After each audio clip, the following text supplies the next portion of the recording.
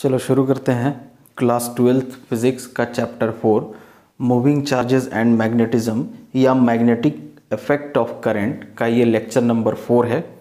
3 lectures आ चुके हैं जैसा कि आप लोग देख सकते हैं। आज हम लोग पढ़ेंगे साइक्लोट्रॉन। ठीक, ये ऐसा कुछ अरेंजमेंट आपके बुक में दिखेगा, इसको मैं समझा देता हूँ आपको। ठीक है, तो सबसे पहली बात, साइक्लोट्रॉन है क्या?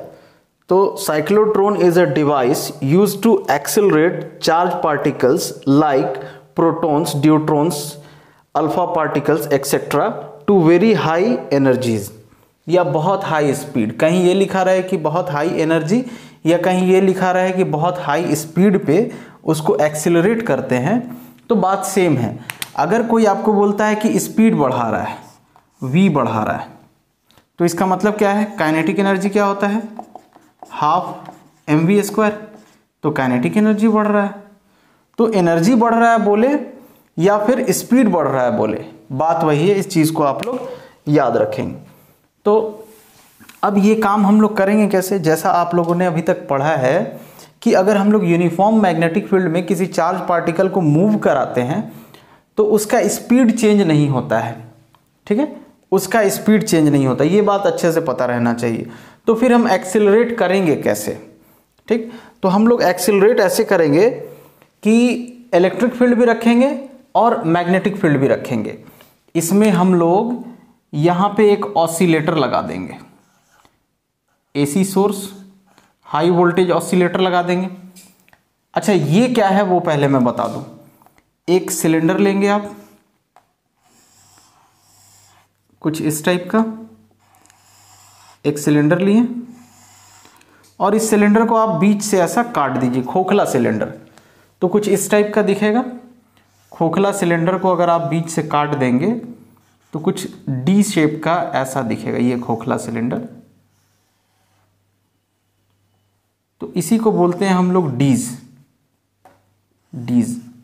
ये है डीज D1, ये है D2। तो इसमें वर्किंग कैसे हो रहा है वो मैं बताऊंगा। आप लोगों को पता है कि अगर आप चार्ज पार्टिकल को इलेक्ट्रिक फील्ड में रखते हैं तो उस पर एक फोर्स लगता है। जैसे मान लीजिए यहाँ plus plus plus plus plus है, यहाँ minus minus minus minus minus minus है। अब एक चार्ज पार्टिकल को, पॉजिटिव चार्ज को, प्रोटॉन को आप यहाँ रखेंगे तो फील्ड का डायरेक्शन क्या है? प्लस से माइनस। तो इस पे फोर्स किधर लगेगा? इस साइड फोर्स लगेगा। Force is equal to ma। और यहाँ जो फोर्स लगता है वो क्या होता है? QE। फोर्स बराबर QE, क्योंकि E बराबर क्या होता है? Force per unit charge. तो ये फोर्स लगेगा, फोर्स लग रहा है मतलब वो एक्सेलरेट होगा। ठीक है, यहाँ पे क्या फोर्स लग रहा था, क्या हो रहा है, वो हम लोग पढ़ चुके हैं। अब उसको दोबारा रिपीट करूंगा तो बहुत लंबा चौड़ा जाएगा।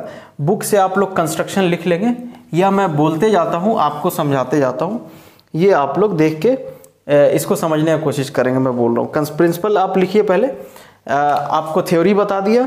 साइक्लोट्रॉन क्या है? साइक्लोट्रॉन लिख लीजिए। It is a device used to accelerate charge particles like electrons, alpha particles, neutrons etcetera to very high energies. ठीक है, अब आप प्रिंसिपल लिखिए। प्रिंसिपल में लिखिए, a charge particle can be accelerated to very high energy. A charge particle can be accelerated to very high energies by making it pass through a moderate electric field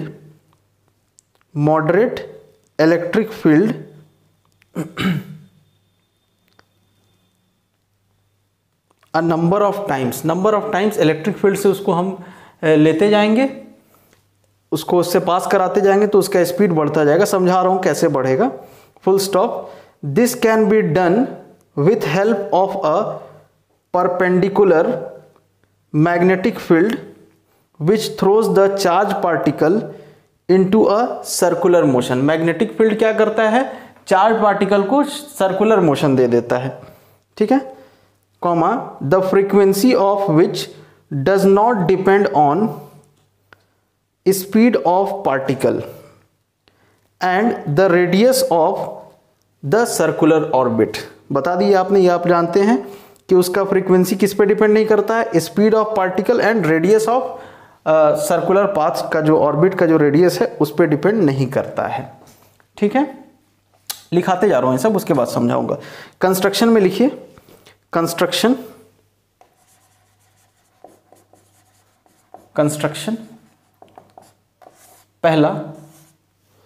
पहला it consist of two small hollow metallic half cylinders D1 and D2, capital D1 and capital D2 called Ds, DEES, called Ds as their shape of D। दूसरा लिखिए they are mounted inside vacuum chamber. ठीक है, एक vacuum chamber रहता है, उसमें रहते हैं। They are mounted inside a vacuum chamber between the poles of powerful electromagnet, full stop। तीसरा पॉइंट लिखेंगे the Ds are connected to source of high frequency alternating voltage of few hundred kilovolts, कुछ 100 kilovolt, बहुत ज़्यादा frequency का, बहुत ज़्यादा potential का हम यहाँ पे एसी करंट लगा देते हैं। इसको हम लोग ऑसिलेटर भी बोलते हैं। ऑसिलेटर का हम ऑसिलेट कराना, तो ये करेगा क्या कि एक बार ये प्लस होगा, एक बार ये माइनस, फिर एक बार ये माइनस, ये प्लस। ठीक है, जिसकी फ्रीक्वेंसी बहुत ज़्यादा रहती है। ठीक है, अल्टरनेटिंग वोल्टेज कितना रहता है, लगभग 100 किलोवोल्ट बोल रहा हूँ, सॉरी, किलोवोल्ट्स, 100 kV, किलोवोल्ट्स। ठीक है, द फोर्थ लिखिए, ये सब लिखा देता हूँ। The beam of charge particle to be accelerated is injected into Ds near their centre. उनके सेंटर में जिस चार्ज पार्टिकल को एक्सिलरेट करना है उसको डीज के सेंटर में, दोनों के बीच में रखते हैं। In a plane perpendicular magnetic field. ठीक है, in a plane perpendicular magnetic field में रखते हैं हम लोग।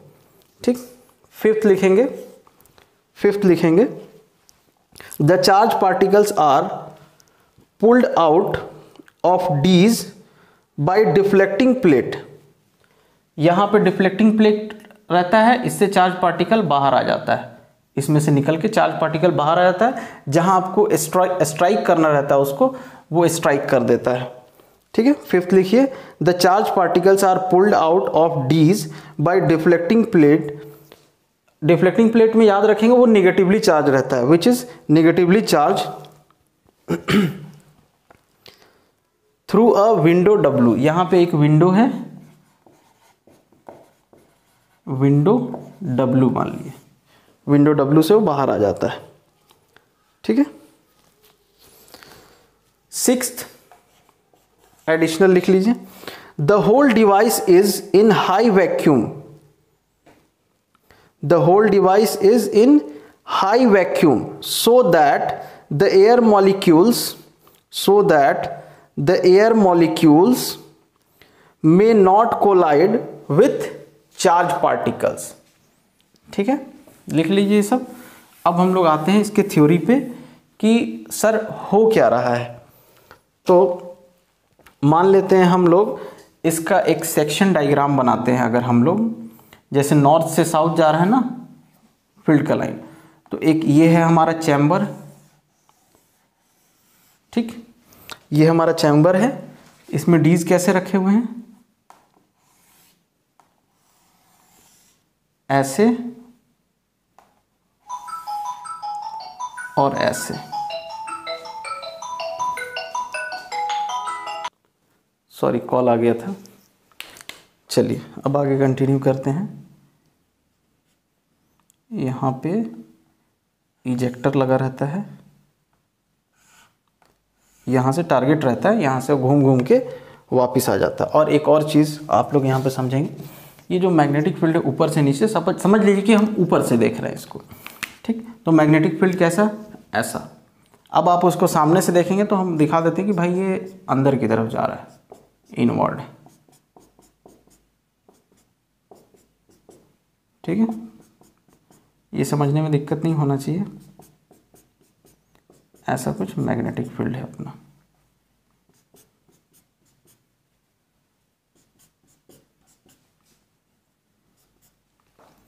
ठीक है। यहां से आपका एक्सेलरेटेड बीम निकल जाता है, जो पार्टिकल को आपने एक्सेलरेट किया, चार्ज पार्टिकल को, वो निकल जाता है, ठीक। और यहां पे आप क्या करते हैं, ऑसिलेटर लगा के रखते हैं, हाई फ्रीक्वेंसी ऑसिलेटर। इसका मतलब अल्टरनेटिंग करंट, अभी तो पढ़े नहीं हैं आप लोग, लेकिन बेसिक जानते होंगे अल्टरनेटिंग करंट क्या होता है। एक बार प्लस होगा, माइनस होगा, प्लस होगा, माइनस होगा, ठीक है, ठीक। ये क्या है, हाई फ्रीक्वेंसी ऑसिलेटर है। थोड़ा सा बोर होगा तो मैनेज कर लेना, हालांकि बोर नहीं होना चाहिए। अब ये क्या है, ये जो आपको क्रॉस क्रॉस दिख रहा है, magnetic field into the paper, ये प्लेन, ये बोर्ड जो भी है, इसमें इनवर्ड की तरफ है, परपेंडिकुलर, ठीक है। अब यहाँ कहानी क्या हो रही है ये हम लोग को समझना है। अब आपने यहाँ पे चार्ज रखा, ठीक। तो जैसे आपने यहाँ पे सेंटर में इसके चार्ज छोड़ा, तो ये चार्ज, अब ये ऑसिलेटर जो है, हाई फ्रीक्वेंसी ऑसिलेटर, यहाँ आपने प्रोटॉन को रखा है, पॉजिटिव चार्ज को, तो हाई फ्रीक्वेंसी ऑसिलेटर इसको प्लस किया, इसको माइनस किया, तो इलेक्ट्रिक फील्ड कहाँ से कहाँ बना, यहाँ से यहाँ, ये प्लस हुआ, ये माइनस हुआ, ये चेंज होता रहेगा। और इसकी फ्रीक्वेंसी बहुत ज़्यादा होती है, लगभग 1 लाख, मतलब 1 लाख बार ये प्लस और माइनस चेंज होगा। एक बार 1 लाख बार प्लस, 1 लाख बार माइनस, फ्रीक्वेंसी का मतलब यही होता है ना, चेंज होगा, अल्टरनेट होगा, ठीक है। आपने यहाँ पे हाई फ्रीक्वेंसी, एसी को ऐसे शो करते हैं, हाई फ्रीक्वेंसी ऑसिलेटर लगाया जिसमें बहुत ज़्यादा वोल्टेज मिलता है। तो अब क्या होगा कि आपका चार्ज पार्टिकल ऐसा जाएगा, भाई अगर ये प्लस है, ये माइनस है, तो इधर भागा ऐसा। अब जैसे अंदर गया, एक सर्कल कंप्लीट कर, हाफ सर्कल बनाया, फिर ये उसके बाद क्या हुआ, बाहर निकला। तो हम टाइमिंग इसका ऑसिलेटर का ऐसा सेट करते हैं कि जैसे बाहर निकले ये, फिर ये प्लस बन जाए, ये माइनस बन जाए, तो फिर प्लस से माइनस चार्ज को फेंकेगा ऐसे, ऐसा टाइप से, ऐसा गया। फिर थोड़ा सा डायग्राम वो हो जाएगा तो उसको देख लेंगे, बात समझ आ रही। तो ये ऐसे ऐसे ऐसे घूम के ऐसा आता है। और अब एक चीज़ और मैंने यहाँ पे नहीं बनाया है, यहाँ पे एक डिफ्लेक्शन प्लेट लगा रहता है, जो निगेटिवली चार्ज रहता है, मैंने कंस्ट्रक्शन में लिखाया था। ये क्या है, डिफ्लेक्शन प्लेट लगा रहता है। तो ये यहाँ आता है, फिर यहाँ से निकल जाता है सीधा बाहर ऐसा, और यहाँ पे टारगेट रहता है आपका, टारगेट को स्ट्राइक करता है। अब इसका यूज़ क्या है ये आप लोग पढ़ सकते हैं, उतने बच्चे नहीं हैं आप लोग, ठीक है। ये यहाँ से ऐसा आया, फिर ये सीधा निकल जाता है। अब देखिए डायरेक्शन बना दूँ, ऐसा ऐसा ऐसा ऐसा ऐसा ऐसा। होता क्या है, जैसे आपने, मैं समझा रहा हूँ आपको, देखिए जैसे आपने यहाँ पे चार्ज पार्टिकल रखा, मान लीजिए प्लस दिए माइनस दिए इससे ऑसिलेटर से, तो ये किधर भागेगा, इधर भागेगा, ठीक है। ये चार्ज पार्टिकल किधर भागा, इधर, क्योंकि फील्ड कहाँ से कहाँ बना, प्लस से माइनस, तो ये इसको इधर एक्सिलरेट करेगा। इलेक्ट्रिक फील्ड चार्ज को एक्सिलरेट करता है, एक्सिलरेट किया। और मैग्नेटिक फील्ड भी इसमें थोड़ा सा इन्फ्लुएंस है, तो ये हल्का सा ऐसा मुड़ जाता है। अब जैसे ये इसमें पहुँचेगा, इसमें पहुँचा, तो ये क्या करता है, घुमाता है, घुमाएगा, ये ऐसा घुमाया। अब घुमाया जब तक, फिर ये यहाँ पे आ गया, बाहर निकल गया, और ये प्लस माइनस आपस में एक्सचेंज हो गया। मतलब यहाँ प्लस था, ये ऐसा आया, यहाँ प्लस था, यहाँ माइनस था, अब यहाँ माइनस, यहाँ प्लस हो जाएगा। तो अब यही इलेक्ट्रिक फील्ड, बहुत स्ट्रॉन्ग इलेक्ट्रिक फील्ड ऐसा बन गया। पोटेंशियल बताया था मैंने, लगभग 100 किलो वोल्ट, मतलब 1,00,000 वोल्ट, बहुत होता है। तो फिर जैसे ये बाहर आया, ये इसको इधर फेंक देगा, इधर फेंक देगा, स्पीड और बढ़ा दिया, इधर फेंक दिया, फिर ये गया इधर, इसमें आया, फिर हाफ सर्कल बनाएगा, क्योंकि मैग्नेटिक फील्ड क्या करता है, गोल घुमाता है। अच्छा, अब आप लोग सोच रहे होंगे सर जब ये इसके अंदर जा रहा है चार्ज पार्टिकल, इस डिस्क के अंदर या इस डिस्क के अंदर जा रहा है, तो वहां पे इलेक्ट्रिक फील्ड नहीं लग रहा है क्या? मान लीजिए ये ऐसा आया, तो यहाँ पे इलेक्ट्रिक फील्ड नहीं लग रहा है क्या? इस जगह पे नहीं लग रहा है, क्योंकि ये कैसा है, हॉलो मेटेलिक चैम्बर है आपका। ये कैसा है, हॉलो मेटेलिक चैम्बर है। अब आप लोग जानते हैं कि किसी भी हॉलो मेटेलिक स्फीयर के अंदर या जो भी चैम्बर है वो क्या रहता है, इलेक्ट्रिक फील्ड से इंसुलेटेड रहता है। इलेक्ट्रिक फील्ड का उसमें कोई फर्क नहीं पड़ता है, ये आप लोग पढ़ चुके हैं। तो इस मेटल के अंदर, इस दोनों डीज के अंदर इलेक्ट्रिक फील्ड का कोई इन्फ्लुएंस नहीं होगा। ठीक है, बात समझ आ रही है? उसके अंदर इलेक्ट्रिक फील्ड, ये चैम्बर है अपना, इलेक्ट्रिक फील्ड का इन्फ्लुएंस नहीं होगा। क्यों नहीं होगा? क्योंकि अंदर में वो कैविटी बना रहा है। शील्डिंग पढ़े थे आप लोग को पढ़ाया था। तो अंदर में इलेक्ट्रिक, मैं इसीलिए बोल रहा हूँ क्योंकि मैंने पढ़ाया है कि अंदर में इलेक्ट्रिक फील्ड काम नहीं करेगा। जब वो इस बीच वाले पोर्शन में आएगा ना, इस खाली वाले जगह में, तभी इलेक्ट्रिक फील्ड काम करेगा। जैसे वो अंदर घुसा तो ये मैग्नेटिक फील्ड उसको क्या करेगा, घुमाने का कोशिश करेगा। तो वो घुमाया तो सर्कल बनने से पहले ही आधे में से ऐसा निकल गया। अब जैसे फिर निकल के यहाँ आया तो इलेक्ट्रिक फील्ड फिर एक्सीलरेट किया, फिर वो अंदर मैग्नेटिक फील्ड में गया। जब अंदर सिर्फ मैग्नेटिक फील्ड इसलिए बोल रहा हूँ क्योंकि वहाँ तो इलेक्ट्रिक फील्ड का कोई काम होगा नहीं। बात समझ आ रही है? उम्मीद करता हूँ कि ये चीज़ आप लोग को समझ आ रही होगी। ये समझ आना चाहिए कि क्या हो रहा है भाई। अगर आप किसी भी मेटेलिक स्फीयर के अंदर जाते थे, हॉलो मेटेलिक स्फीयर, तो शील्डिंग वाला कॉन्सेप्ट पढ़े थे आप लोग। उसके अंदर में आपका फील्ड क्या हो जाता है, इलेक्ट्रिक फील्ड अंदर में जीरो हो जाता है। तो इसके अंदर भी जाएंगे तो कैविटी टाइप का है ना, तो इसके अंदर में इलेक्ट्रिक फील्ड जीरो रहेगा। जब खाली इस स्पेस में, ये जो खाली जगह है ना, इसी में बस इलेक्ट्रिक फील्ड काम करेगा। मैग्नेटिक फील्ड इसको गोल घुमाने का काम करेगा, और इलेक्ट्रिक फील्ड जैसे वो यहाँ बाहर आएगा उसको एक्सिलरेट किया, फिर मैग्नेटिक फील्ड में घुस गया, और मैग्नेटिक फील्ड उसी कांस्टेंट स्पीड पर उसको घुमा देगा। फिर बाहर निकला, फिर इलेक्ट्रिक फील्ड उसको एक्सिलरेट किया। तो मैग्नेटिक फील्ड यहाँ गोल घुमाने का काम कर रहा है। और आप लोग को याद रहना चाहिए कि मैग्नेटिक फील्ड स्पीड चेंज नहीं करता है। मैग्नेटिक फील्ड स्पीड चेंज नहीं करता है, ये चीज आप लोग याद रखेंगे। मैग्नेटिक फील्ड स्पीड चेंज नहीं करता है, बस वो सर्कुलर पाथ में उसको घुमाता रहता है, घुमाता रहता है, घुमाता रहता है। तो स्पीड कौन बढ़ाता है? तो हमको तो एक्सिलरेट करना है ना। तो एक्सिलरेट करने में कौन हेल्प कर रहा है? हाई फ्रीक्वेंसी ऑसिलेटर, जो plus minus plus minus plus minus change होता जा रहा है। हम इसको ऐसा सेट करते हैं, ये तो हमारे हाथ में सेट करना, तो इसके फ्रीक्वेंसी को हम ऐसा सेट करते हैं। फ्रीक्वेंसी यही होता है ना भाई, एक बार नीचे, एक बार ऊपर, एक बार नीचे, एक बार ऊपर, एक बार प्लस, एक बार प्लस, एक बार माइनस, एक बार प्लस, एक बार। तो इसको हम ऐसा सेट किए कि ये इसको एक्सिलरेट करे। जैसे यहां से शुरू किया हमने, तो इस केस में क्या है कि जैसे यहां पे है पहला फर्स्ट स्टेज, यहां प्लस दिए, यहां माइनस दिए। तो फर्स्ट स्टेज में क्या हुआ, यहां से यहां इलेक्ट्रिक फील्ड, तो इसको इधर एक्सिलरेट किया। अब ये अंदर गया, वापिस आया। तो उसी टाइम पे फिर हम लोग कैसा सेट किए कि अब ये चेंज होके प्लस माइनस हो जाएगी, स्टेप 2। अब इलेक्ट्रिक फील्ड इधर, तो अब चार्ज पार्टिकल जैसे यहाँ पे आया, इलेक्ट्रिक फील्ड इसको इधर धक्का दिया, फोर्स लगाया, फोर्स लगाया मतलब एक्सिलरेट किया उसको, फिर वो इधर अंदर आ गया, और मैग्नेटिक फील्ड गोल घुमा दिया उसको। फिर जैसे वो यहाँ बाहर आया, जब तक ऑसिलेटर अपना क्या हो गया, चेंज होके प्लस माइनस।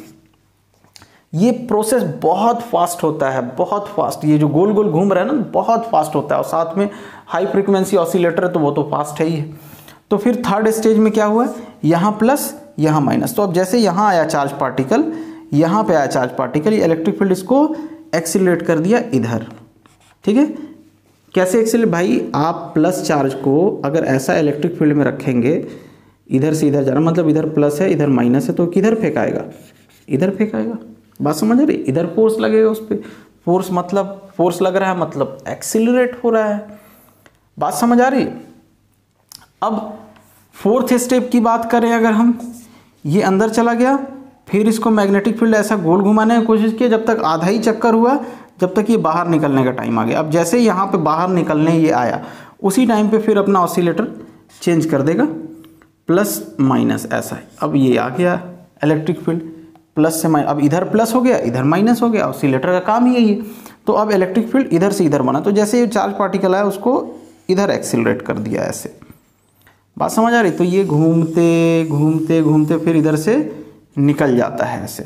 और हर बार जब वो अंदर जाके बाहर आता है, जैसे बाहर आता है, जैसे इस एरिया में आया बाहर में, जैसे यहाँ पे बाहर आएगा वैसे इलेक्ट्रिक फील्ड उसको एक्सिलरेट कर देगा, जैसे बाहर आएगा एक्सिलरेट कर देगा। हम लोग इसको मेन काम है ऑसिलेटर का। देखो मैग्नेटिक फील्ड क्या कर रहा है, उसको गोल घुमाने का काम कर रहा है, मतलब उसको टाइम दे रहा है, बेटा तुम स्पीड बढ़ाओ, अपनी स्पीड बढ़ाओ, अपनी टाइम दे रहा है, उसको पूरा टाइम दे रहा है। और ऑसिलेटर क्या करता है, स्ट्रॉन्ग इलेक्ट्रिक फील्ड देता है, काफ़ी हाई वोल्टेज है, 100 किलो वोल्ट, बहुत हाई वोल्टेज है, मतलब 1 लाख वोल्ट, और फ्रीक्वेंसी भी लाख के बराबर, लगभग 1 लाख, मतलब 1 लाख बार वो प्लस होगा, 1 लाख बार वो माइनस होगा। फ्रीक्वेंसी का मतलब ये नहीं 1 लाख बार वो प्लस हो माइनस हो, जो भी प्लस माइनस चेंज हो रहा है। आप सोच लीजिए 1 सेकेंड में उतने बार वो प्लस हो रहा है, उतने बार माइनस, मतलब एक चक्कर में एक रेवोल्यूशन में इतने बार वो कर रहा है पर सेकंड, 1 सेकंड में। ठीक है, 1 सेकंड में इतना कहानी वो कर रहा है। एक चक्कर बोल रहा हूँ, चक्कर नहीं बोलना चाहिए, एक रेवोल्यूशन नहीं बोलना चाहिए, मेरे को 1 सेकंड बोलना चाहिए। 1 सेकंड में वो 1 लाख बार वो चेंज कर रहा है। और वो जो प्लस माइनस चेंज हो रहा है उसको हम लोग कुछ ऐसा सेट करते हैं, प्लस माइनस को हम लोग कुछ इस टाइप से सेट करते हैं कि जैसे वो बाहर निकले, अगर मान लीजिए ऐसा, इधर देखिए एक चीज़ आप लोग को याद रहना चाहिए, जैसे ये बाहर निकला तो इसी टाइम पे यहाँ प्लस यहाँ माइनस रहना चाहिए, तभी तो ये इसको इधर एक्सीलरेट करेगा। अब जैसे अंदर गया तो अंदर में स्पीड नहीं चेंज होना है, स्पीड कांस्टेंट रहता है। जाके पीछे कॉन्सेप्ट देख लीजिए, मैग्नेटिक फील्ड में जो चार्ज को आप मूव कराते हैं स्पीड कांस्टेंट रहता है, बस मैग्नेटिक फील्ड करता क्या है, उसको गोल घुमाता है, गोल गोल गोल गोल घुमाते रहता है, लेकिन स्पीड कांस्टेंट रहता है। वेलोसिटी चेंज होती है क्योंकि गोल घूम रहा है तो भाई डायरेक्शन चेंज हो रहा है, मतलब वेलोसिटी चेंज हो रहा है, लेकिन स्पीड कांस्टेंट रहता है। ठीक है, तो ये कहानी है इसकी। अब हम लोग इसके कुछ ये फॉर्मूला और कुछ हम लोग निकालने की कोशिश करते हैं। तो आप लोग को यहाँ पे पता है कि पहले भी हम लोग किए हैं, मैग्नेटिक फोर्स किसके बराबर होगा, सेंट्रीपिटल फोर्स के बराबर होगा। ये हम लोग पिछले लेक्चर में हम लोगों ने इसको किया था। तो अब आप सोचिए कि मैग्नेटिक फोर्स क्या होता है। मैग्नेटिक फोर्स क्या होगा, Q V B फिर साइन 90 डिग्री, क्योंकि यहां मैग्नेटिक फील्ड परपेंडिकुलर है, ऐसा ही घूम रहा है तो इसको perpendicular, is equals to centripetal force क्या होता है, सेंट्रीपिटल फोर्स क्या होता है, m v square by r, v से एक v खत्म, साइन 91 हो जाएगा, तो r इज इक्वल्स टू क्या आ गया, m v by q B. ये हम लोग पहले भी निकाल चुके हैं। ठीक है, ये हम लोग पहले भी निकाल चुके हैं। जैसे जैसे स्पीड बढ़ रहा है वैसे वैसे ये गोला जो आपका बन रहा है ना, चक्कर, गोल चक्कर, वो भी बढ़ता जा रहा है। आप देखिए ना, पहले इतना छोटा सा था, अब और बड़ा हो गया, अब और बड़ा हो गया, अब और बड़ा हो गया, अब और बड़ा हो गया, ऐसे कर करके निकल जाता है। तो होता क्या है, रेडियस बढ़ता जा रहा है। वो जो चक्कर लगाना रिवोल्यूशन कर रहा है उसका रेडियस बढ़ता जा रहा है। रेडियस क्यों बढ़ रहा है, स्पीड बढ़ रहा है। स्पीड बढ़ाने का काम कौन करेगा, हाई फ्रीक्वेंसी ऑसिलेटर। ठीक है, इलेक्ट्रिक फील्ड जो है यहाँ पे वो आपका स्पीड बढ़ाने का काम करेगा। इलेक्ट्रिक फील्ड स्पीड बढ़ाने का काम करेगा, इलेक्ट्रिक फील्ड स्पीड बढ़ाने का काम करेगा, मैग्नेटिक फील्ड उसको गोल घुमाने का काम करेगा। तो जितने बार वो ऐसा गोल होके निकल रहा है उतने बार उसका स्पीड इलेक्ट्रिक फील्ड बढ़ा रहा है, तो स्पीड बढ़ते जा रहा है, स्पीड बढ़ते जा रहा है। ठीक है, तो स्पीड बढ़ने के कारण इसका ये ऐसा इसका सर्कल भी, रेडियस भी बढ़ रहा है। ठीक है, रेडियस भी बढ़ रहा है। वही चीज़ बताता है कि जैसे जैसे आप v बढ़ रहा है तो r बढ़ रहा है। ये हम लोगों ने पहले भी डिस्कस किया था। अब टाइम पीरियड क्या होगा, पीरियड ऑफ रेवोल्यूशन। तो आप लोग जानते हैं डिस्टेंस ये पहले हम लोगों ने किया है इसीलिए मैं शॉर्ट में कर रहा हूँ, डिस्टेंस अपॉन स्पीड। ठीक है, तो 2 पाई बाई वी लिखिए इसको, और आर की वैल्यू क्या आई है, m v by q B. V और वी कैंसिल, टाइम पीरियड है ना, डिस्टेंस मतलब एक चक्कर में, अब टाइम पीरियड यही होता है ना, एक चक्कर लेने में कितना टाइम लगा रहा है, तो एक चक्कर में circumference 2 pi r upon speed v. अब देखिए टी बराबर क्या आ गया आपका, 2 pi m by q B. ठीक है, ये आ गया टाइम पीरियड आपका। अब आपको फ्रीक्वेंसी बताना है, तो फ्रीक्वेंसी बराबर क्या होता है, 1 बाई टाइम पीरियड, मतलब आप इसको उलट दीजिए, ये क्या हो जाएगा, q B by 2 pi m, ये आ गया फ्रीक्वेंसी। ठीक है, तो हम यहां पे क्या बोलेंगे कि this frequency is independent of both the velocity of particle and radius of orbit. ना इसमें आर है, ना आर है, ना वी है इसमें फ्रीक्वेंसी में, तो दोनों से इंडिपेंडेंट होता है, दोनों पे डिपेंड नहीं करता। ये बात मैंने पहले आप लोग को बताया है। ठीक है, और इसी को and is called cyclotron frequency. इसी फ्रीक्वेंसी को हम लोग क्या बोलते हैं, लिख लेंगे साइक्लोट्रॉन फ्रीक्वेंसी या magnetic resonance frequency. Cyclotron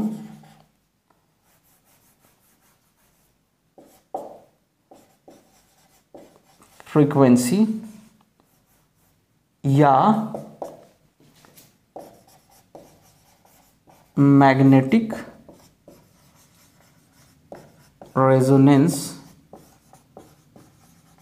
frequency.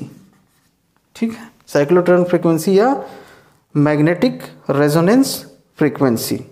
ठीक है, अब उसके बाद अब इसका हम लोग काइनेटिक एनर्जी निकाल के देखते हैं। काइनेटिक एनर्जी बढ़ रहा है ना, तो काइनेटिक एनर्जी हम लोग इसका निकाल के देखते हैं। इसको नोट कर लीजिएगा आप लोग रोक के। काइनेटिक एनर्जी हम लोग निकाल के देखते हैं कि इसका kinetic energy, maximum kinetic energy of accelerated ions, maximum kinetic energy of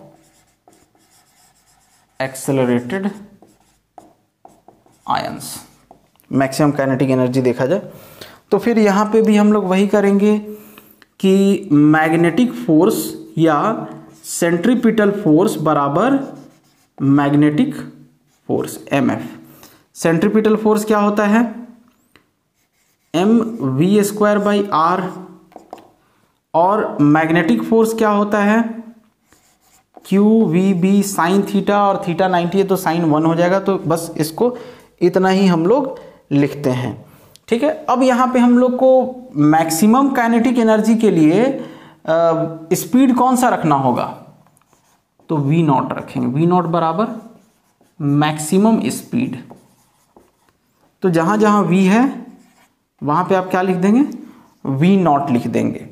field तो चेंज होना नहीं है, मास तो चेंज, उस मास का बात छोड़िए, और क्यू तो चेंज होना नहीं है, चार्ज तो चेंज होना नहीं है। अब बात करते हैं रेडियस का, तो रेडियस क्या होगा, तो रेडियस को हम लोग रखेंगे। अब सोचिए कि मैक्सिमम रेडियस क्या होगा। मान लीजिए आपका डीज है,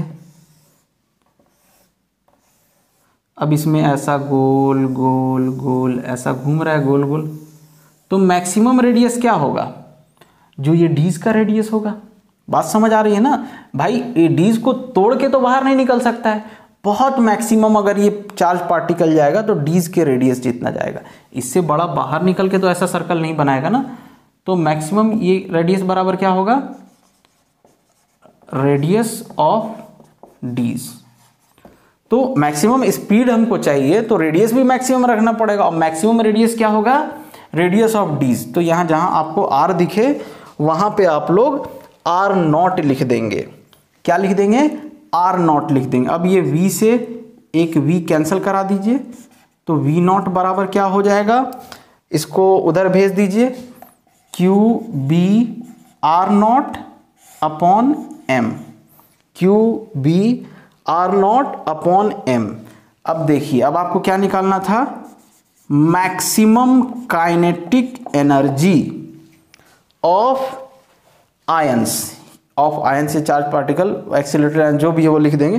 तो अब देखिए मैक्सिमम काइनेटिक एनर्जी क्या होगा, के ओ से लिख देते हैं। मैक्सिमम काइनेटिक एनर्जी क्या हो जाएगा, तो हम लिखेंगे काइनेटिक एनर्जी होता है हाफ एम वी स्क्वायर।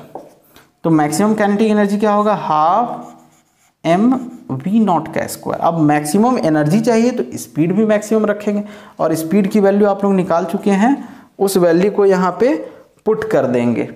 तो वैल्यू पुट करेंगे तो क्या हो जाएगा, हाफ एम सबका स्क्वायर, ये q B r naught by m सबका स्क्वायर करेंगे। यहाँ m का भी स्क्वायर, एक m से दूसरा m कट जाएगा तो ये क्या हो जाएगा, हाफ, या ऐसा लिखते हैं q square b square r naught का square upon 2m, m cancel हो जाएगा, एक नीचे m बचेगा, इसको लिखिए के नॉट मैक्सिमम काइनेटिक एनर्जी। ठीक है, रेडियस जितना बड़ा होगा उतना ज़्यादा काइनेटिक एनर्जी उसका होगा। ठीक है, इसको नोट कर लीजिए आप लोग। ये थ्योरी था, थोड़ा सा मेरे को बोर लग रहा था, लेकिन इंटरेस्ट लेके पढ़ेंगे तो आसान बन जाएगा। इसको नोट कर लीजिए। इसके लिमिटेशंस आप लोग देख लेंगे, लिमिटेशंस और यूजेस। अगर समझ नहीं आएगा तो बताइएगा, फिर मैं उसको समझाऊंगा। ठीक है, अगर समझ नहीं आएगा तो। अब देखिए आगे का टॉपिक क्या है, देखते हैं। ये थोड़ा सा मैंने जल्दी निपटाने की कोशिश किया, इसीलिए मैं बोल रहा हूँ लिमिटेशंस आप लोग खुद से पढ़ लेंगे, और अगर नहीं समझ आएगा तो व्हाट्सएप ग्रुप में पूछ लो, कोई दिक्कत नहीं है। ठीक है, अब देखते हैं अगला टॉपिक अपना क्या है, force on a current carrying conductor. Force on a current carrying conductor in a magnetic field. Force on a current, अब ये क्या आप लोग सोच रहे हो ये क्या है, तो भाई ये कुछ अलग से नहीं है। हम लोग फोर्स ऑन मूविंग चार्ज पढ़े हैं इन मैग्नेटिक फील्ड, तो करंट कैरिंग कंडक्टर का मतलब क्या है, इसका मतलब यही है ना। करंट मतलब क्या होता है, चार्ज मूव कर रहा है, मतलब इसका मतलब भी यही है, मूविंग चार्ज। बस अब यहाँ हम एक चार्ज नहीं लेके पूरा कंडक्टर, मान लीजिए कंडक्टर है, सपोज ये कंडक्टर, इसमें से करंट जा रहा है, करंट जा रहा है मतलब चार्ज मूव हो रहा है, इलेक्ट्रॉन मूव हो रहा है। तो हम लोग अब उसको कंसीडर करके देखते हैं कि भाई क्या कहानी हो रही है यहाँ पे। तो हम लोगों ने अरेंजमेंट किया, आप लोग अपने बुक में डायग्राम देख सकते हैं। ठीक है,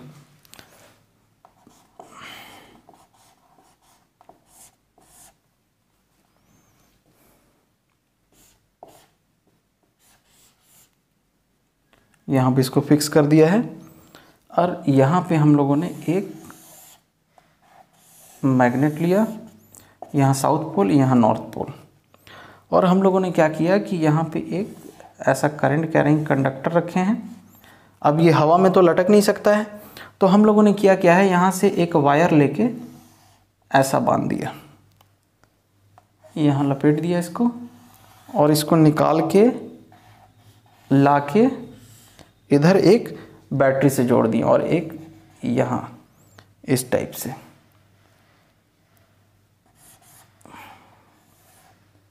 ठीक, और ये वायर को लाके ऐसा यहाँ पे हम लोगों ने बैटरी जोड़ दी, ये प्लस माइनस प्लस माइनस। ठीक, यहाँ बैटरी से हम लोगों ने इसको जोड़ दिया है, करंट ऐसा जाएगा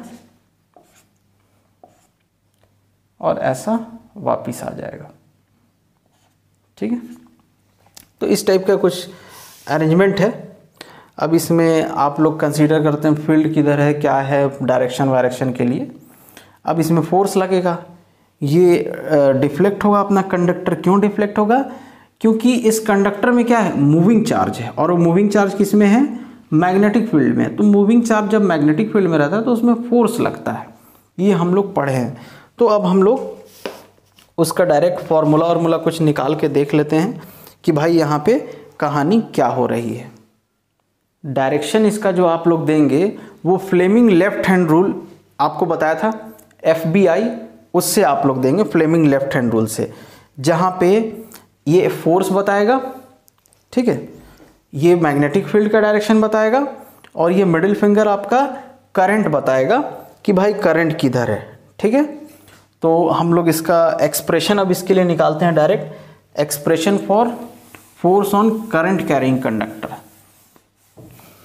expression for the force on current carrying conductor. तो हम लोग एक कंडक्टर इमेजिन करते हैं, ये रहा अपना कंडक्टर। ठीक, अब इसमें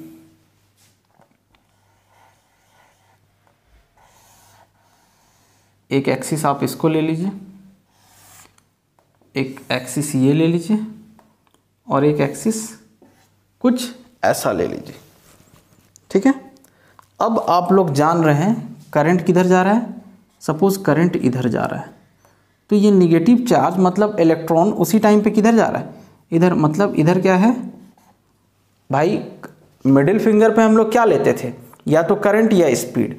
अब करंट अगर इधर है तो स्पीड किधर लेंगे हम लोग, तो अगर हम लोग इलेक्ट्रॉन की स्पीड की बात करें तो करंट किसके कारण होता है, इलेक्ट्रॉन के ड्रिफ्ट के कारण।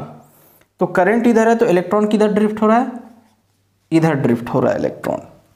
ठीक है, VD, ये डायरेक्शन इधर मान लीजिए आप, मैग्नेटिक फील्ड है आपका, ये Z एक्सिस है, ये Z एक्सिस है, ये Y एक्सिस है और ये आपका क्या है, X एक्सिस है।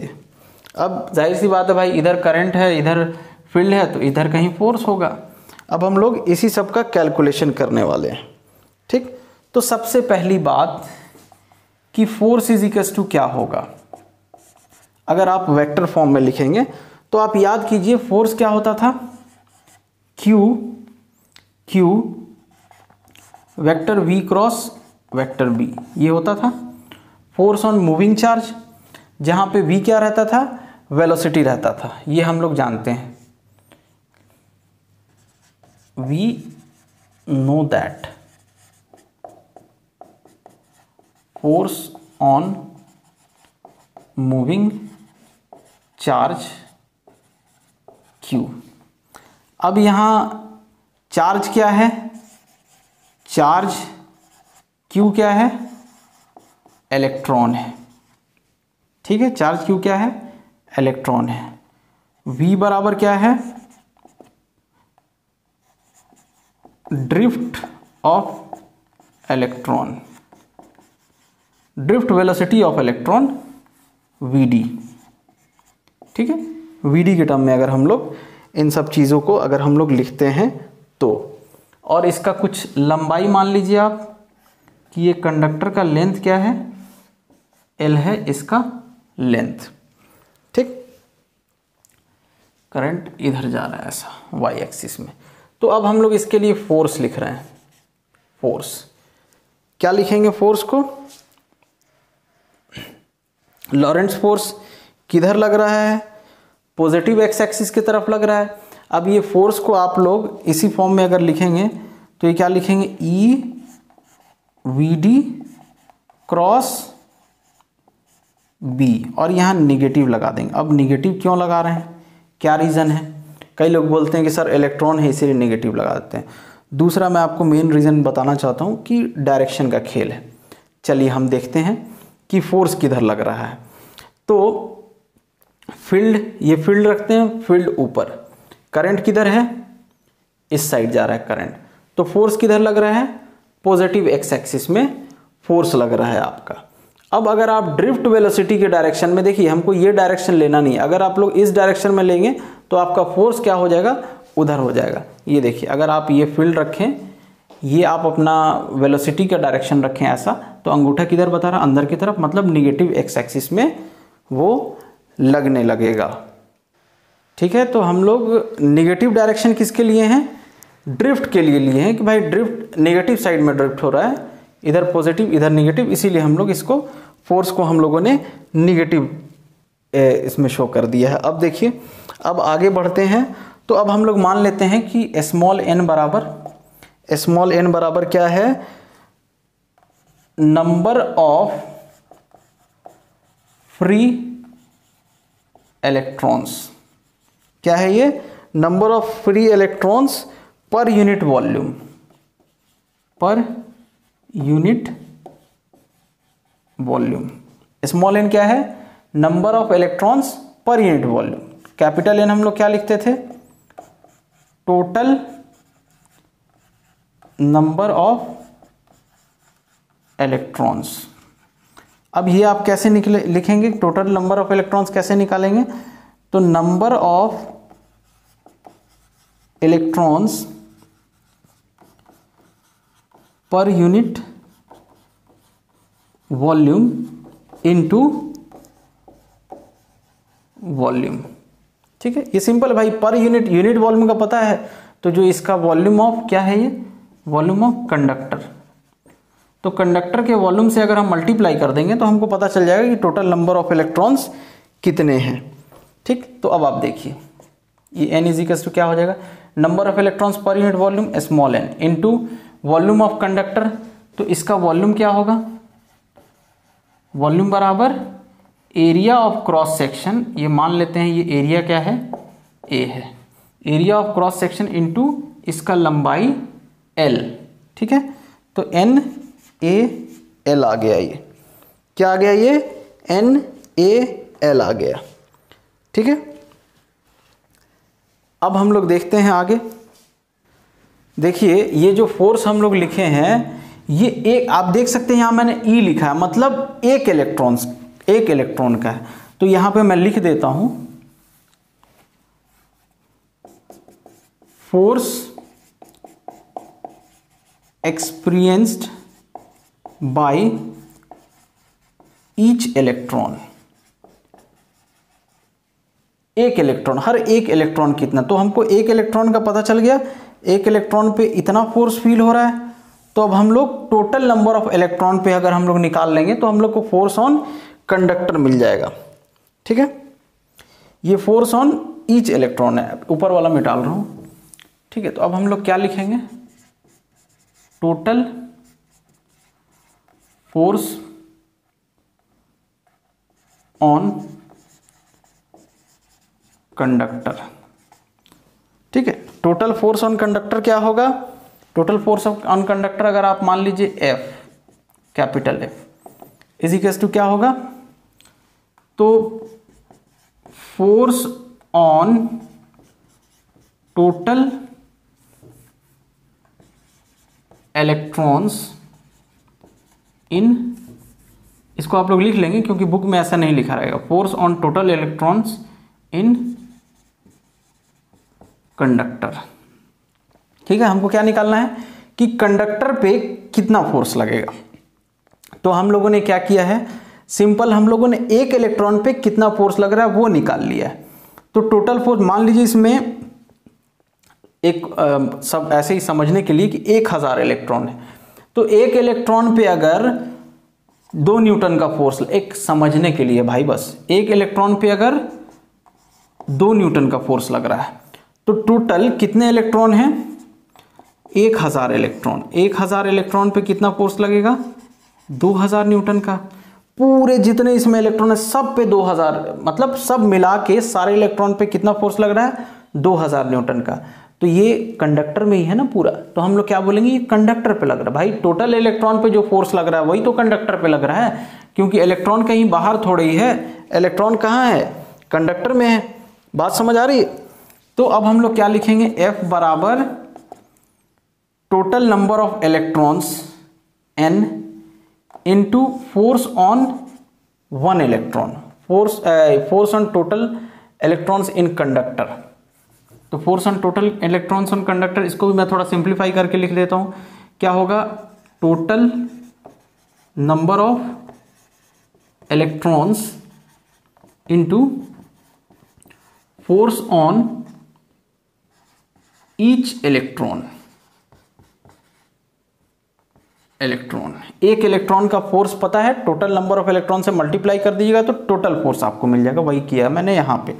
ठीक है, तो अब यहाँ जो भी वैल्यू आपको पता है वो वैल्यू आप पुट कर सकते हैं। क्या वैल्यू पुट करेंगे? तो n की वैल्यू क्या है? स्मॉल n a l, और इसकी वैल्यू क्या है? Minus e v d cross B. ये हो गया, इसको मिटा देता हूँ। नोट करते जाएंगे ये सब, और सजा के भी लिख सकते हैं आप लोग। जितना अच्छे से लिखने का मन करे उतने अच्छे से लिख लीजिए, ठीक है।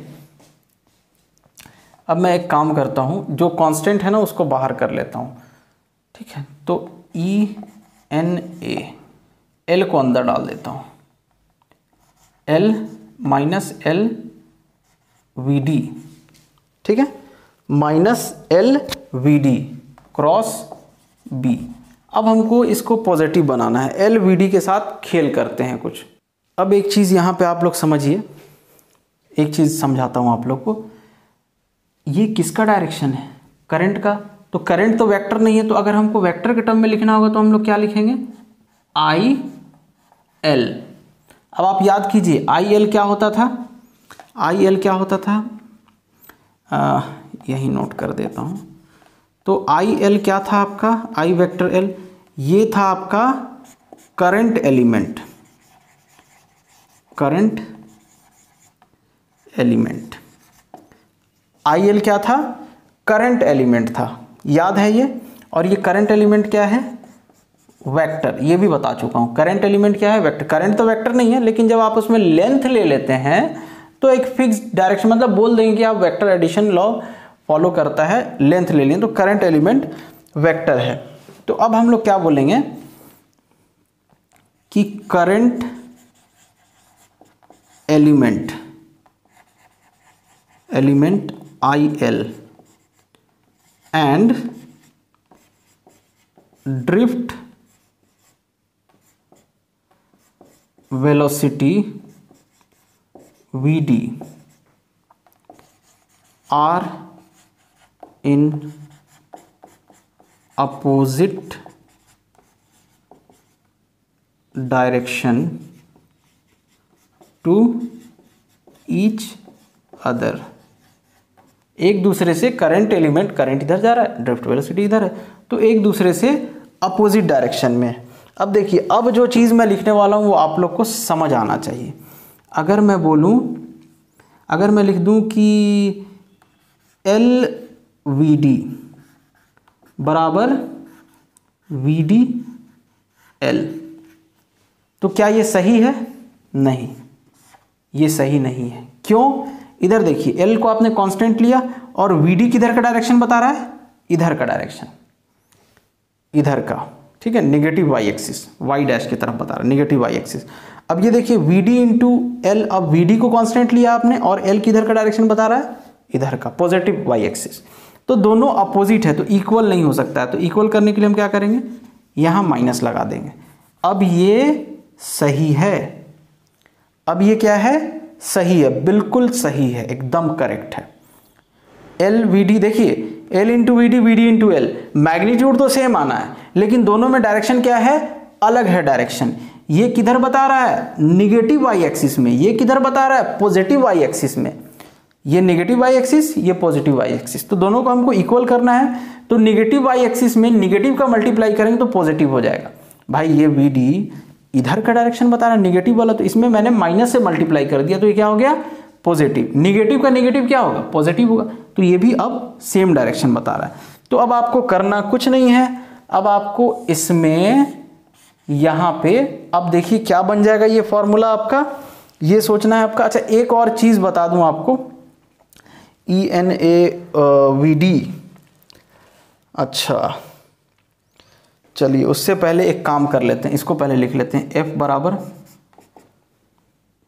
ई एन ए, अच्छा देखिए minus I into v d को क्या लिख सकते हैं आप? सॉरी आई बोल रहा हूँ, माइनस एल वी डी को आप क्या लिख सकते हैं? V d into l cross B. फिर से इसको समझा देता हूं कि दोनों का मैग्नीट्यूड सेम है। आप a इंटू वैक्टर, या ये यही समझिए ना, simple, l into v d करें, l इंटू वी डी करें या वी डी इंटू एल करें, वो सेम आएगा, मैग्नीट्यूड सेम आएगा। लेकिन डायरेक्शन की जब बात करेंगे तो आप इस LHS में VD के डायरेक्शन को रिप्रेजेंट कर रहे हैं और आप इस RHS में L के डायरेक्शन को रिप्रेजेंट कर रहे हैं। इसमें नेगेटिव डायरेक्शन रिप्रेजेंट कर रहे हैं, इसमें पॉजिटिव। और जब मैग्नीट्यूड तो इक्वल, अब जब डायरेक्शन अपोजिट है आप इक्वल नहीं लिख सकते, लेकिन हमको इक्वल लिखना है तो हम निगेटिव वाले के आगे क्या लगा दिए, माइनस लगा दिए। तो माइनस लगाने से क्या हुआ, ये पॉजिटिव हो गया। भाई अगर इधर आप आ रहे हैं -5 और एक और माइनस बाहर में लगा दिए तो ये क्या आ गया, +5 इधर आ गया। तो बस ये सिंपल सा चीज, एकदम सिंपल है, कोई बहुत बड़ी चीज नहीं है। ये मैग्नीट्यूड सेम है फिर भी इक्वल नहीं लिख सकते। इक्वल लिखने के लिए मैंने क्या किया, यहां माइनस लगा दिया, क्योंकि ये दोनों एक दूसरे के अपोजिट डायरेक्शन में। VD इधर बता रहा है, L उधर बता रहा है, तो इक्वल कैसे होगा, नहीं हो सकता। तो VD को हमने माइनस से मल्टीप्लाई कर दिया। तो जो VD इधर आ रहा था, माइनस से मल्टीप्लाई करने के बाद वो इधर का डायरेक्शन बताने लगेगा। अपोजिट कर दिया आपने माइनस से मल्टीप्लाई करके उसका डायरेक्शन, तब आप इसको इक्वल लिख दिए और यहाँ पे आपने वैल्यू लिख दी। चलिए अब मैं एक काम करता हूँ, यहाँ पे इसको लिख देता हूँ ENA VD और ब्रैकेट में L क्रॉस B। अब ENA VD क्या होता है, I होता है। तो F बराबर क्या हो जाएगा, I L length cross B। Reason लिख लेंगे, सिंस I बराबर ENA VD, ENA VD, ठीक है। तो अब हमको यहां अल्टीमेटली एक फॉर्मूला मिला, force on a current carrying conductor. Current carrying conductor का ही मतलब मूविंग चार्ज होता है। F बराबर क्या मिल गया, I L क्रॉस B, ठीक है। इसी फोर्स को हम लोग क्या लिखेंगे, F बराबर I L B sine theta, I L B sine theta. अब मैं आपको बता दूं यहाँ पे एक चीज, मैं डायरेक्ट भी आप लोग को ये बता सकता था कि देखिए फोर्स ऑन मूविंग चार्ज क्या होता था, F बराबर Q V cross B, vector F बराबर, या F बराबर क्या होता था, ये ऑन मूविंग चार्ज है, ये लिख देता हूं, F बराबर Q V B sine theta. ये क्या है, on moving charge Q, force on moving charge Q। और ये क्या बता रहा है आपका, फोर्स ऑन करंट क्या है, I कैरिंग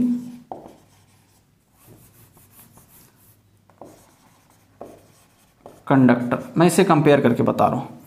अब देखिए,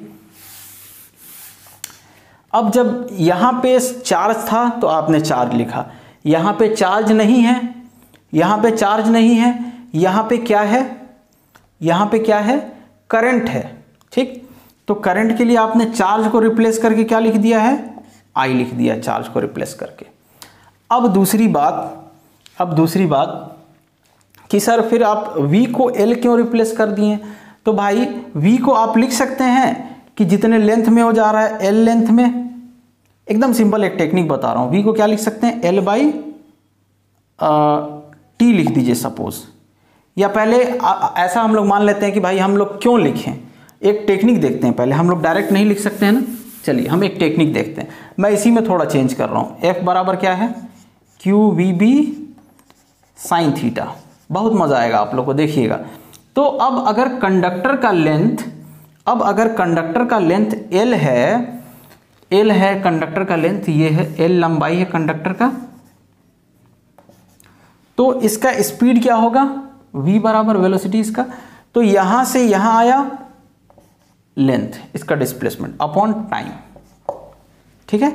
तो मैं Q को Q रहने देता हूं, V की जगह पे क्या लिखता हूं, L by T B sine theta. अब मैं क्या करता हूं, T को Q के नीचे ले आता हूं, L B साइन थीटा। अब देखिए Q बाई T क्या होता है, Q बाई T क्या होता है, करंट होता है, तो इसकी जगह पे I लिख दिए, I L B sine theta. आ गया ना, इतना सब करने की जरूरत नहीं है, लेकिन मैंने आपको अलग से डिराइव करके दी, ये डायरेक्ट आ सकता है, ठीक है, आ गया।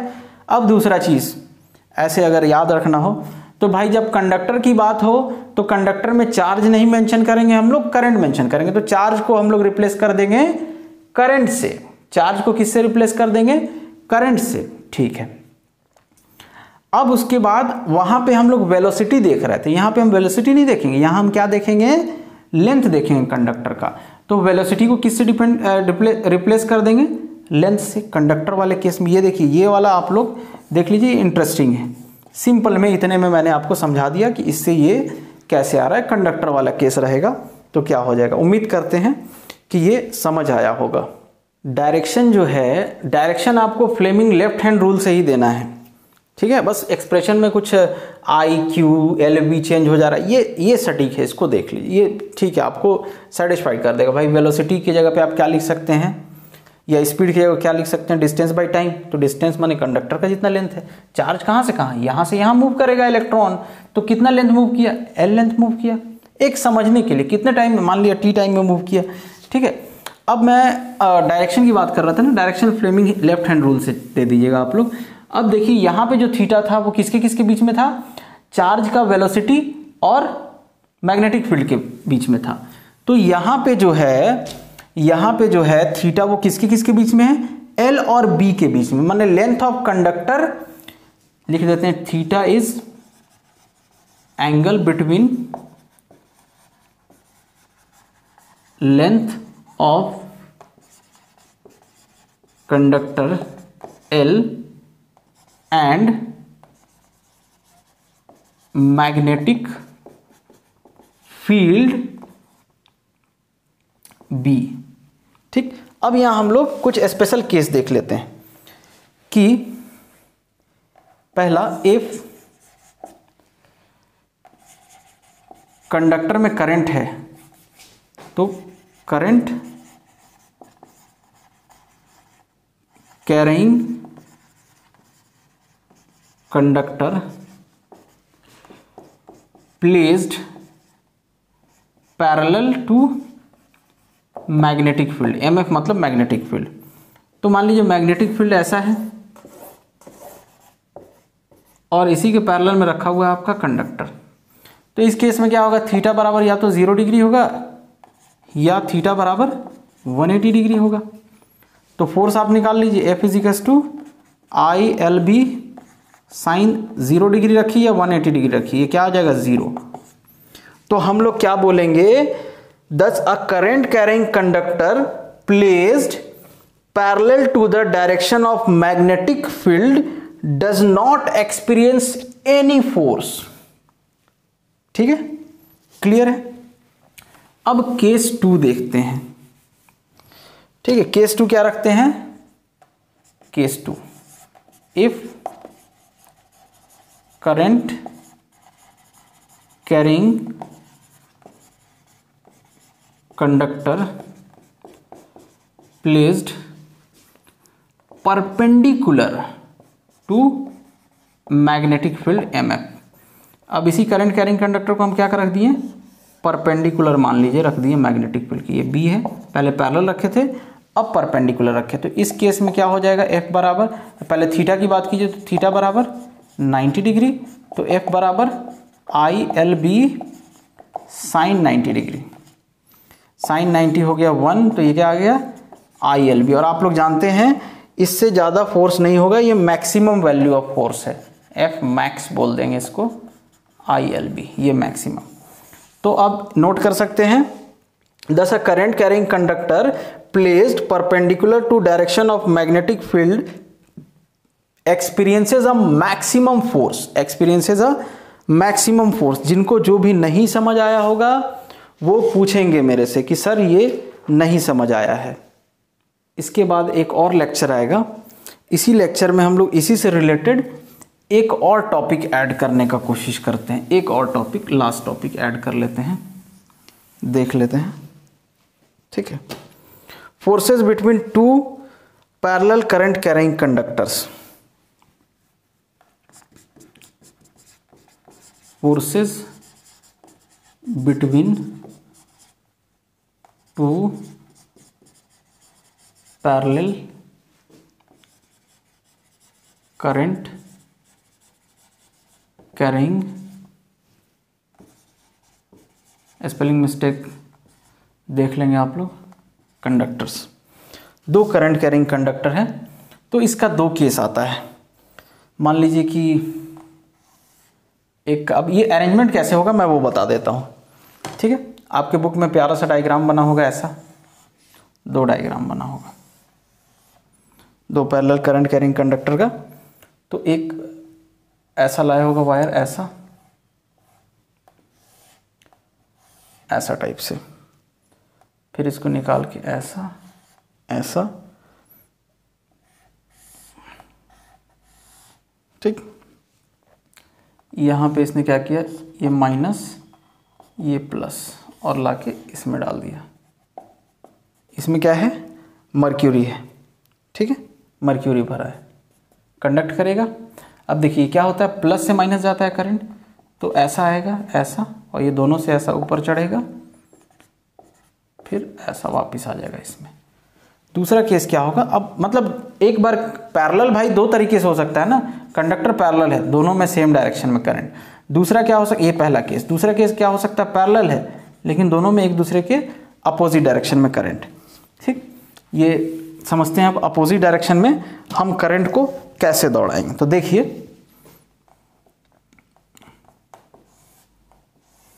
इसमें मर्क्यूरी भरा है, ठीक। अब मैं क्या करता हूं, यहां से ऐसा टाइप से ले गया और यहां से लेके यहां माइनस जोड़ दिया, यहां प्लस, ठीक, माइनस प्लस जोड़ दिया। और फिर क्या किया जाए, इसको लाके इसमें जोड़, एक मिनट, ये माइनस ये प्लस, तो करंट कैसा जाएगा, ऐसा ऐसा रास्ता मिला इसको, ये ऐसा आएगा करंट, और इसमें से होके फिर इसमें चला गया। अब ये दोनों पैरेलल है, मैंने तिरछा बनाया। तिरछा क्यों बनाया पता है, जब सेम डायरेक्शन में दोनों में करंट होगा तो दोनों एक दूसरे को अट्रैक्ट करेंगे, और जब दोनों में, मतलब ये रखा पैरेलल ही था दोनों एक दूसरे के, जब अपोजिट डायरेक्शन में करंट जाएगा तो एक दूसरे को दूर भगाएगा। तो अब हम लोग को इसी कहानी को समझना है कि ये हो कैसे रहा है, इसी चीज़ को हम लोग समझते हैं कि ये हो कैसे रहा है, ठीक। तो मैं आप लोग को दोनों केस समझा देता हूं। पहला मैंने क्या बोला, पैरेलल करंट, पैरेलल करंट क्या करेगा, अट्रैक्ट करेगा, अट्रैक्ट करेगा, ठीक है। दूसरा कंडीशन क्या होगा, एंटी पैरेलल करंट क्या करेगा, रिपेल करेगा। यही चीज़ मैं आपको समझाना चाहता हूँ कैसे करेगा, रिपेल। तो अट्रैक्ट कैसे करेगा वो देखते हैं। सपोज ये रहा करंट कैरिंग कंडक्टर, इसमें करंट क्या जा रहा है, आई करंट जा रहा है, इसमें करंट पैरेलल है करंट, इसमें भी आई जा रहा है। या आप लोग करंट की वैल्यू अलग भी हम लोग लेके कर सकते हैं, कोई बात नहीं। ये I1 ले लीजिए और इधर आप ले लीजिए I2। सेम यही कंडीशन इधर रखेंगे, बस करंट का डायरेक्शन बदल देंगे, एक में ऐसा और एक में ऐसा। तो पहले हम लोग किसी एक के लिए बनाते हैं, ठीक। हम लोगों ने क्या सीखा है, F = ILB sin थीटा, ये हम लोगों ने सीखा है। F = ILB sin थीटा, मतलब आप किसी कंडक्टर को किसी मैग्नेटिक फील्ड में ले जाएंगे तो उसमें ये फोर्स वो एक्सपीरियंस करेगा, ठीक। दोनों का कुछ लंबाई है, जो भी लंबाई है वो लंबाई हम लोगों ने कंसीडर कर लिया, और इनके बीच का डिस्टेंस मान लेते हैं कि इनके बीच का डिस्टेंस है r। चलिए अब शुरू करते हैं हम लोग। तो आप लोग को सिर्फ ये दिख रहा है सर यहाँ भी करंट है, यहाँ भी करंट है, मैग्नेटिक फील्ड कहाँ है, ठीक है, मैग्नेटिक फील्ड तो नहीं है। तो देखिए हम लोग जानते हैं कि जो हमारा करंट है वो क्या बनाता है, मैग्नेटिक फील्ड बनाता है। हमारा जो मूविंग चार्ज है वो क्या बनाता है, moving charge and magnetism he chapter है। हमारा जो मूविंग चार्ज है वो मैग्नेटिक फील्ड बनाता है। इस चैप्टर में यही सीखे ना, मूविंग चार्ज मैग्नेटिक फील्ड बनाता है, या इसी को आप बोल लीजिए जो करंट है वो क्या बनाएगा, मैग्नेटिक फील्ड। तो जैसे ये करंट कैसा मैग्नेटिक फील्ड बनाएगा, तो करंट के डायरेक्शन में आप अंगूठे को रखें और इसको घुमाइए, मतलब ऐसा गोल गोल मैग्नेटिक फील्ड बनाएगा। डायरेक्शन क्या होगा, ये रहेगा डायरेक्शन ऐसा। तो अब इसी के मैग्नेटिक फील्ड को मैं बड़ा बना रहा हूं ऐसा टाइप से, ठीक,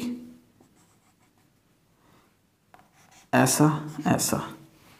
ये अंगूठा इधर रखिए करंट के डायरेक्शन में और इसको घुमाइए ऐसा, इसको घुमाइए, ऐसा गोल बनाएगा।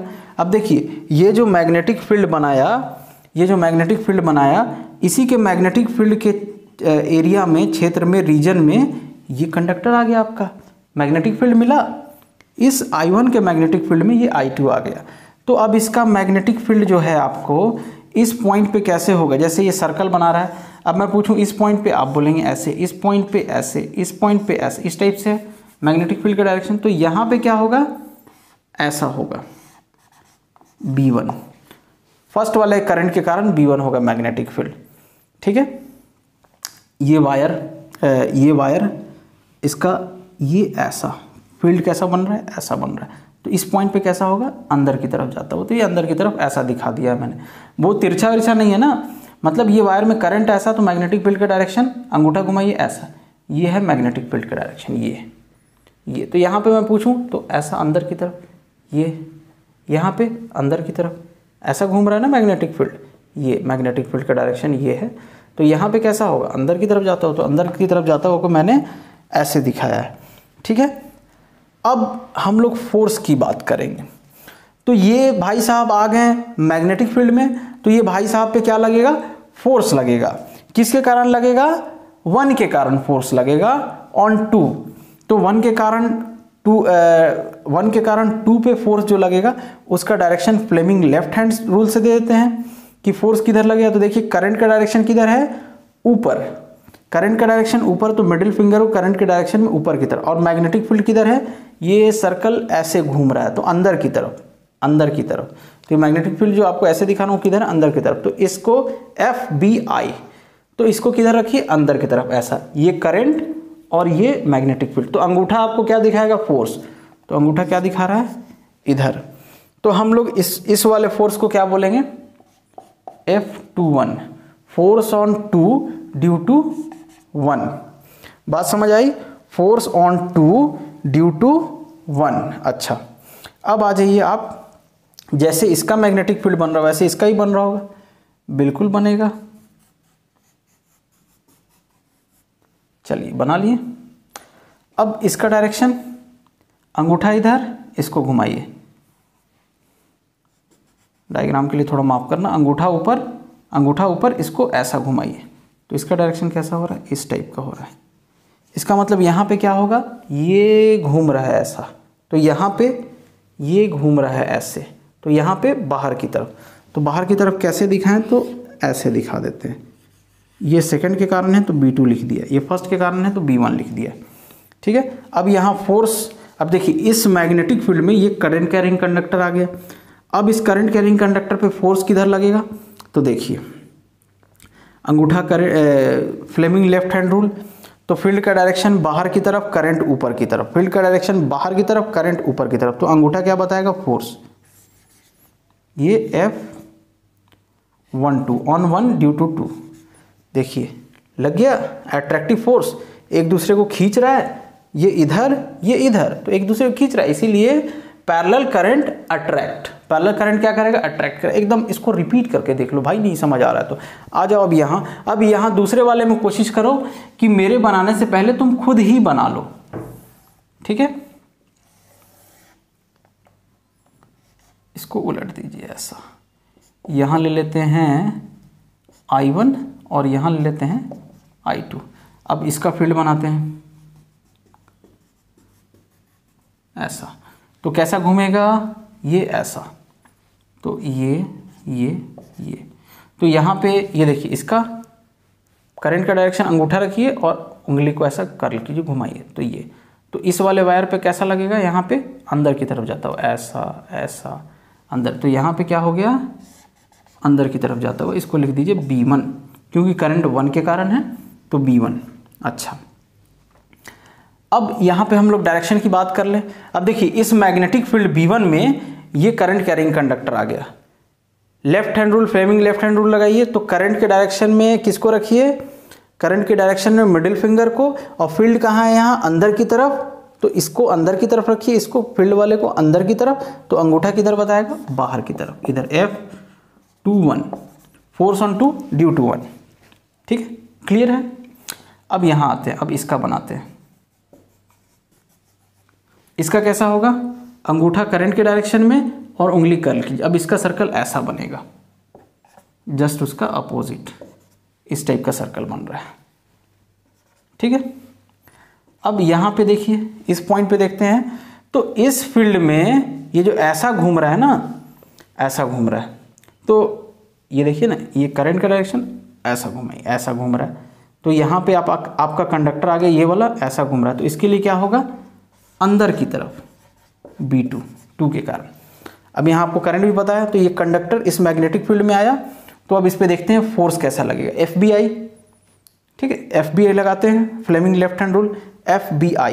तो आपको B पता है अंदर की तरफ, करंट पता है ऊपर की तरफ, तो B ये अंदर की तरफ और ये करंट ऊपर की तरफ, तो अंगूठा किधर बता रहा है, दिख रहा है, अंगूठा इधर बता रहा है, बाहर की तरफ। इसको करके देख लेंगे, तो ये क्या है, F12, force on 1 due to 2। देखिए ये दोनों एक दूसरे क्या कर रहा है, फोर्स दूर भगा रहा है, रिपेल कर रहा है, तो एंटी पैरेलल करंट रहेगा, तो रिपेल करके। बहुत प्यारा सा कॉन्सेप्ट है, इसको आप लोग अच्छे से समझ लीजिए इसको। चलिए फिर से एक बार मैं रिवाइज कर देता हूं इसको, किसी एक को। तो हमारे पास 2 करंट कैरिंग कंडक्टर हैं, पास पास रखे हुए हैं। सवाल ये है कि सर मैग्नेटिक फील्ड तो है ही नहीं, तो फोर्स लगेगा कैसे, फोर्स की बात क्यों। ठीक है, तो हम लोगों ने पढ़ा है कि करंट कैरिंग कंडक्टर, करंट क्या करता है, मैग्नेटिक फील्ड बनाता है। कैसे बनाता है, तो इस कंडक्टर में अगर करंट ऐसा जा रहा है तो मैग्नेटिक फील्ड कैसा बनेगा, अंगूठा करंट के डायरेक्शन में, इसको गोल गोल घुमाइए ऐसा, तो ये क्या करेगा, मैग्नेटिक फील्ड बनाएगा। तो इसका एक मैग्नेटिक फील्ड लाइन मैंने बनाया ऐसा, डायरेक्शन चेक कर लिया मैंने राइट हैंड थंब रूल से, ये बनाया ऐसा। अब ये मैग्नेटिक फील्ड इस दूसरे वाले वायर्स के पास से जा रहा है ऐसा ऐसा ऐसा, तो आप देखिए जो ऐसा ऐसा जा रहा है, तो यहाँ पे कैसा टकरा रहा है, अंदर की ओर, ये ऐसा, फिर गोल घूमेगा ऐसा ऐसा, तो इस पॉइंट पे अंदर की ओर, तो अंदर की ओर के लिए मैंने ऐसा थोड़ा सा तिरछा दिखा दिया। अब ये भाई साहब इसके फील्ड में आ गए हैं, इसके मैग्नेटिक फील्ड, मतलब किसी मैग्नेटिक फील्ड में आ गए जो B1 है, तो इन पे तो फोर्स लगेगा ILB sin थीटा, फोर्स लगेगा इन पे। ठीक है, ILB sin थीटा लगेगा। अब आइए, अब हमको फोर्स का डायरेक्शन देखना है यहाँ पे कि ठीक है मैग्नेटिक फील्ड में ये कंडक्टर आ गया, तो इस पे फोर्स कितना लग रहा है, मैग्नेटिक फील्ड में ये कंडक्टर आ गया तो इस पे फोर्स कितना लग रहा है। कैसे हम लोग बताएंगे, Fleming left hand rule. B आपको पता है अंदर की ओर, करंट है ऊपर, तो मिडिल फिंगर ऊपर, तो अंगूठा किधर बता रहा है, अंदर की ओर, तो यहाँ फोर्स ऐसे बता दी। वैसे ही यहाँ पे हम लोग देखेंगे कि अब इसका फील्ड देखते हैं, तो ये करंट ऐसा, तो इसका फील्ड ऐसा, करंट फील्ड ऐसा गोल गोल घूम रहा है, गोल गोल घूम रहा है। अब इसी में ये 1 आ गया, वायर 1 आ गया, तो यहाँ पे फील्ड कैसा होगा, बाहर की तरफ, बाहर की तरफ, बाहर की तरफ, बाहर की तरफ, बाहर की तरफ। बात समझ आ रही। तो इस B2 को बाहर की तरफ के लिए ऐसा दिखाया मैंने, ये बाहर की तरफ। अब यहाँ पे आपको करंट भी पता है, फील्ड भी पता है, फोर्स निकाल लेते हैं। FBI again Fleming left hand rule, current के डायरेक्शन में आप मिडिल फिंगर को रखिए, करंट ऊपर जा रहा है, फील्ड के डायरेक्शन में इसको रखिए FBI, B माने फील्ड। अब देखिए मैग्नेटिक फील्ड आपका बाहर की तरफ है, तो ऐसा रख दिए, करंट ऊपर फील्ड बाहर, करंट ऊपर फील्ड बाहर, तो अंगूठा किधर बताएगा, फोर्स ये। अब इस फोर्स को हम लोग कैलकुलेट कर लेते हैं कि ये फोर्स कितना होगा। मिटाल दो, कोई भी एक हम लोग लेके बना सकते हैं, फोर्स उतना ही आएगा। करंट I1 और I2 करंट है, ठीक है। अब देख लेते हैं magnetic field B1 produced by, याद है फॉर्मूला की नहीं, produced by current I1, current I1। I1 current के कारण B1 फील्ड आया, तो फील्ड कितना होगा देखिए, फील्ड आप लोग पढ़े हैं B is equal to mu naught I by क्या था 2πr था, यही था ना। तो अब देखिए यहाँ पे B1 बराबर क्या हो जाएगा, म्यू नॉट जिस करंट के कारण रहता था, किस करंट के कारण है, I1 के कारण, तो I1 अपॉन 2πr। अब R क्या है, R क्या है, तो इस वायर से डिस्टेंस, जिस पॉइंट पे आप देख रहे हैं मैग्नेटिक फील्ड, तो इस वायर से मैंने पहले ही इसको लिया था R डिस्टेंस लिया था, तो इस वायर से R डिस्टेंस पे कितना मैग्नेटिक फील्ड है, तो ये हो गया वो R। ठीक है, अब आपको क्या करना है, force on current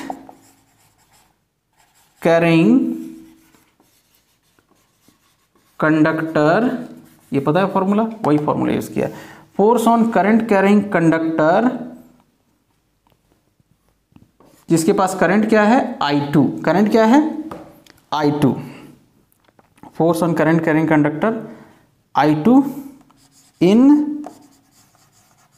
magnetic field B1, ये I2 current B1 magnetic field में, तो इस फोर्स को हमने क्या नाम दिया, F21 का। अब आप इस केस के लिए लीजिए या पैरेलल के लिए लीजिए, वही आना है F21। तो अब ये क्या होता है,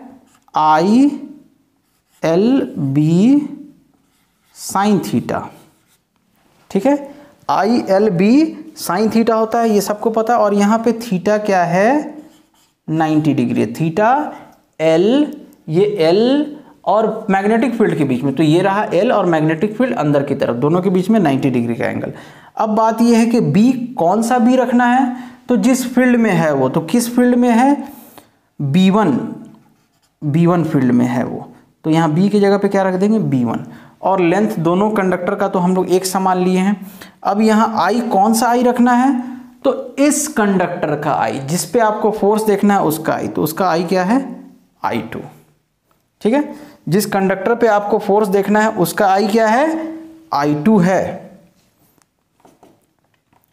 समझ आ रहा है भाई, ये जो फोर्स का फॉर्मूला है, force on current carrying conductor, तो ये I क्या है, जिस कंडक्टर पे फोर्स आप देख रहे हैं उसमें करंट, L क्या है, उसी का लेंथ, और B क्या है, जो किसी का मैग्नेटिक फील्ड है, वो जिस मैग्नेटिक फील्ड में है वो।